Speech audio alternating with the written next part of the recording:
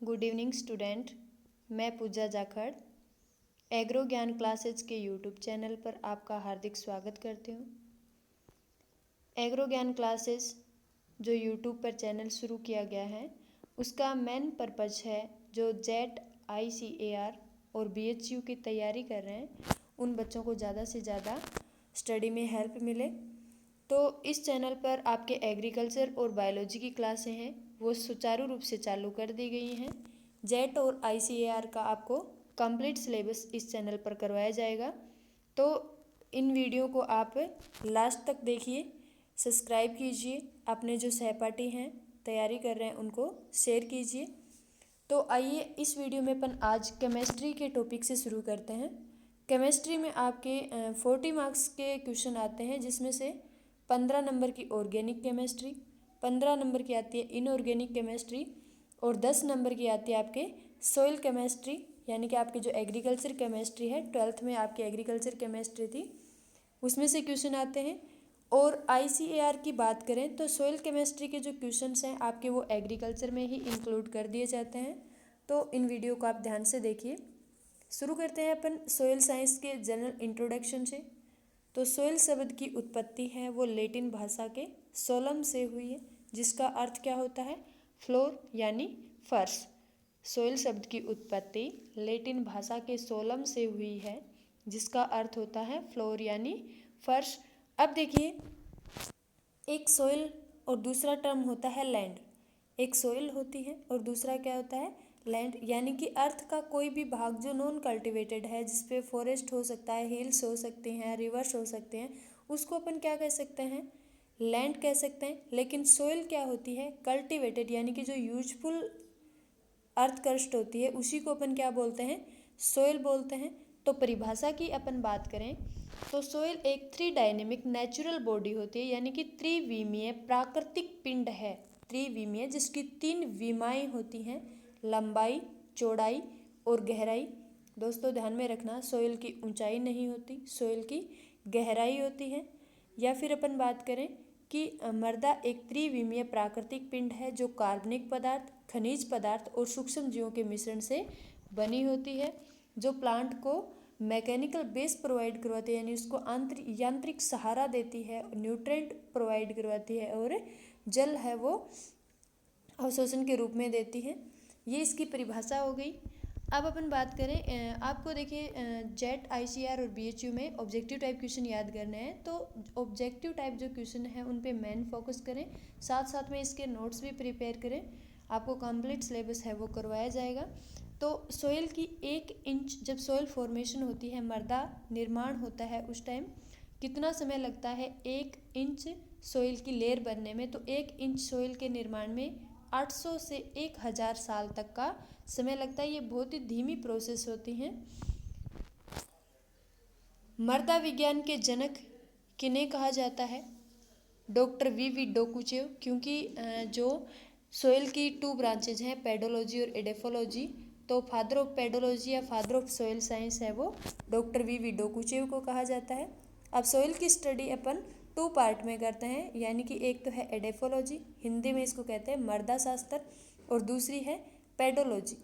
मृदा शास्त्र के अंदर मृदा, इसको परिभाषा की बात करें तो परिभाषा क्या होगी, जब मृदा का अध्ययन फसल उत्पादन के संबंध में किया जाता है, या मृदा विज्ञान की वह शाखा जिसमें मृदा का अध्ययन फसल उत्पादन से किया जाता है, तो उसको क्या बोलते हैं, एडेफोलॉजी। और पेडोलॉजी में क्या करते हैं कि मृदा विज्ञान की वह शाखा जिसमें मृदा की उत्पत्ति, वर्गीकरण और उसके वितरण का अध्ययन किया जाता है, तो उसको पेडोलॉजी कहते हैं।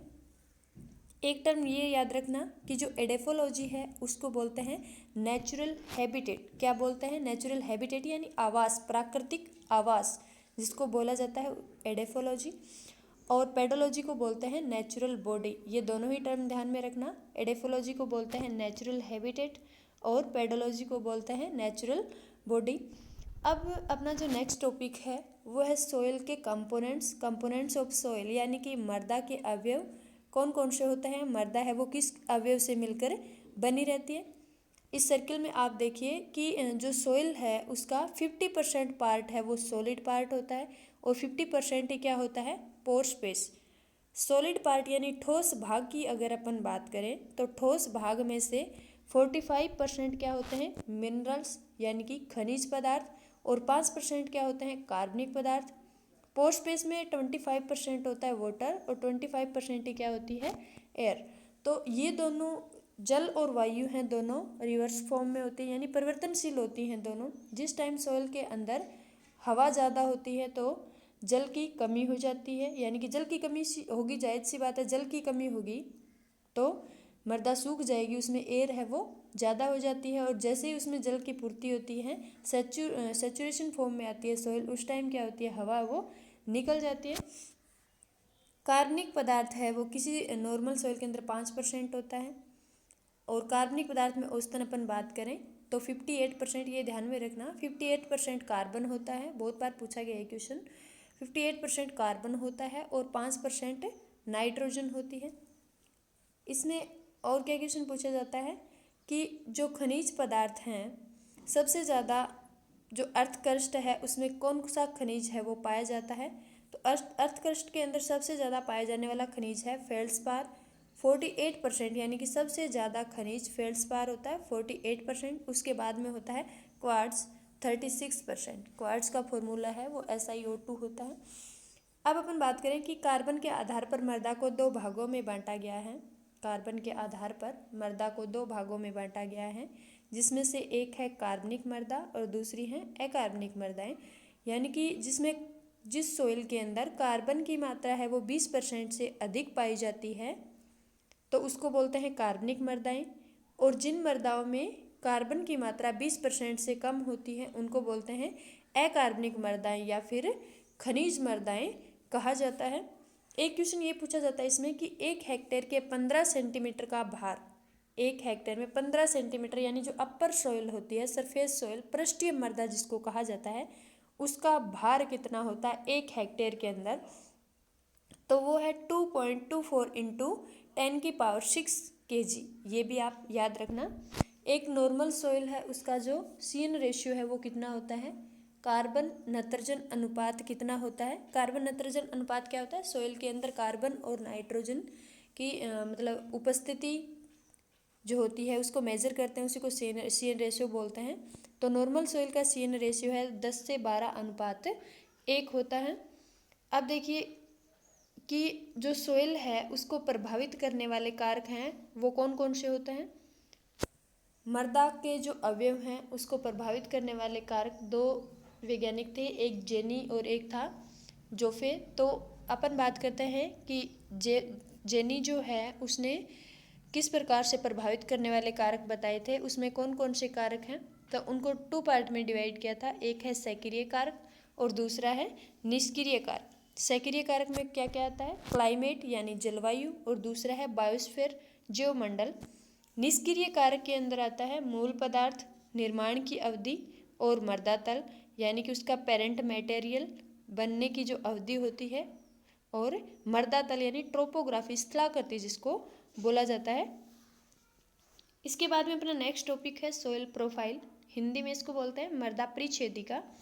परिभाषा की अपन बात करें तो आपने सॉइल की खुदाई होती है उस टाइम देखा होगा कि जैसे जैसे अपन तल की खुदाई करते जाते हैं, ऊर्ध्वाधर फॉर्म में वर्टिकल सेक्शन लेते हैं उसका, तो अलग अलग हॉरिजॉन्स दिखाई देते हैं, हॉरिजॉन बनते हैं, उसमें संस्तर बनते हैं।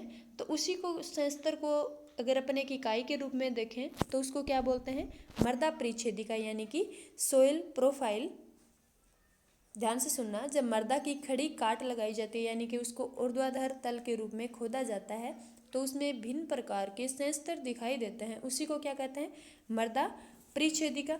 अब देखिए मृदा परिच्छेदिका है, इसको 5 पार्ट में डिवाइड किया गया है, अलग अलग संस्तर होते हैं जिसमें O, A, E, B और C। देखिए ए संस्तर को ही ई संस्तर कहा जाता है, क्यों कहा जाता है अपन इसका डीपली डिस्कस करते हैं। सबसे पहला होता है ओ संस्तर, सबसे पहला ओ संस्तर यानी कि ऑर्गेनिक कार्बनिक संस्तर जिसे कहा जाता है। ये जो संस्तर है इसमें क्या होते हैं, कि जो कार्बनिक पदार्थ होते हैं, जैसे ये सबसे ज़्यादा जो फॉरेस्ट रीजन की लैंड सॉइल जो होती है उसमें ज़्यादा विकसित होता है, क्योंकि पेड़ों के पत्ते वगैरह होते हैं वो उसमें गिर जाते हैं। उनको भी आगे O1 O2 पार्ट में डिवाइड किया गया, यानी कि जिसमें वेल डिकम्पोज्ड ऑर्गेनिक मैटर होता है उसको O2 में रखा गया है। O1 जिसमें डिकम्पोज्ड मैटर नहीं होते, यानी अपन खुले आँख से देख सकते हैं जैसे पेड़ की पत्तियाँ वगैरह हैं। तो ये जो ओरिजिन है वो सिर्फ वनों वाली जो भूमि है उसी में ज़्यादा डेवलप होता है। कृषि भूमि के अंदर ओ संस्तर है वो विकसित नहीं होता। दूसरा है ए संस्तर। ए संस्तर को कहा जाता है खनिज संस्तर। खनिज इसमें सिलिका के ऑक्साइड होते हैं, एल्यूमिनियम के ऑक्साइड होते हैं, इसके अलावा आयरन होता है, ऑक्सीजन, ये जो खनिज पदार्थ है इसके अंदर पाए जाते हैं। और ए होरिजन को ही बोला जाता है निक्षालन, यानी कि इल्यूविएशन होरिजन कहा जाता है, निक्षालन संस्तर कहा जाता है। अब इसको इल्यूविएशन क्यों कहते हैं? क्योंकि इसमें जो मिनरल्स होते हैं उनकी लीचिंग हो जाती है और वो चले जाते हैं बी होरिजन में और वहाँ जाकर जमा हो जाते हैं, इसलिए उसको बोलते हैं निक्षेपण संस्तर।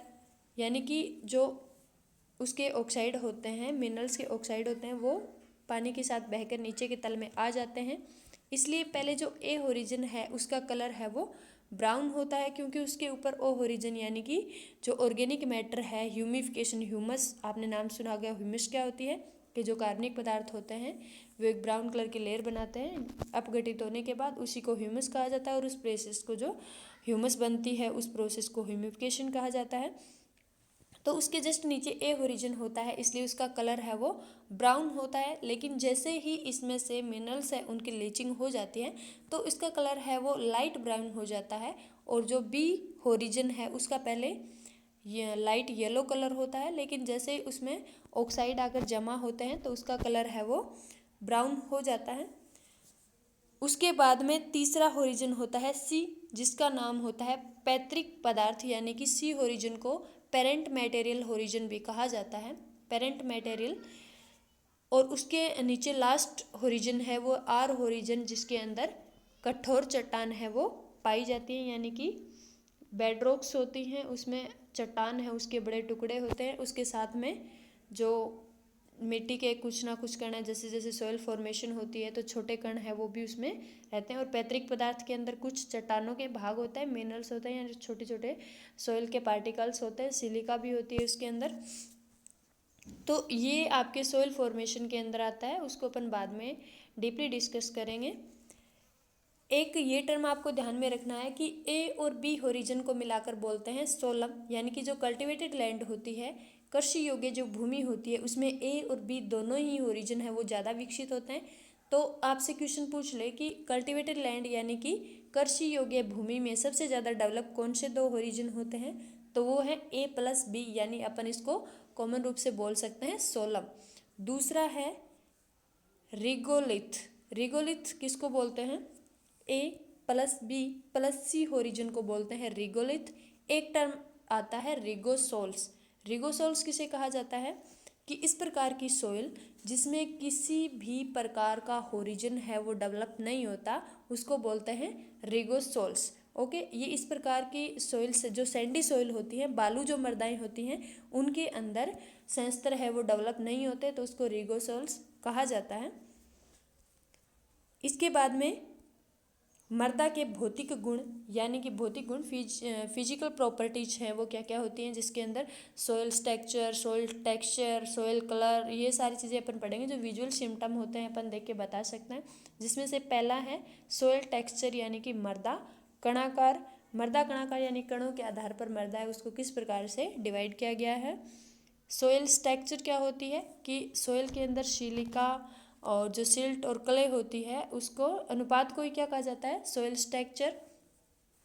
तो देखिए कणों के आकार के आधार पर इसको किस प्रकार से डिवाइड किया गया है।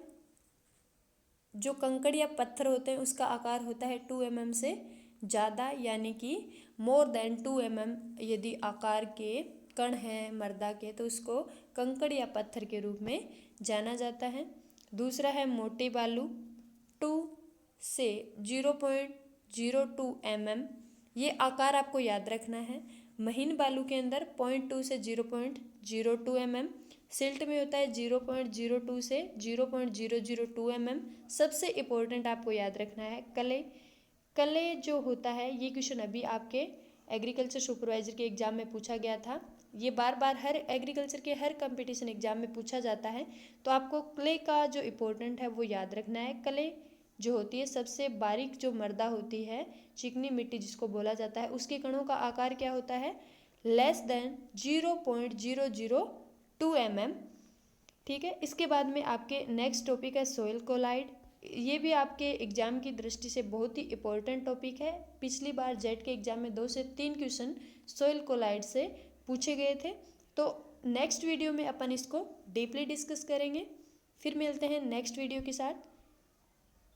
All the best. धन्यवाद।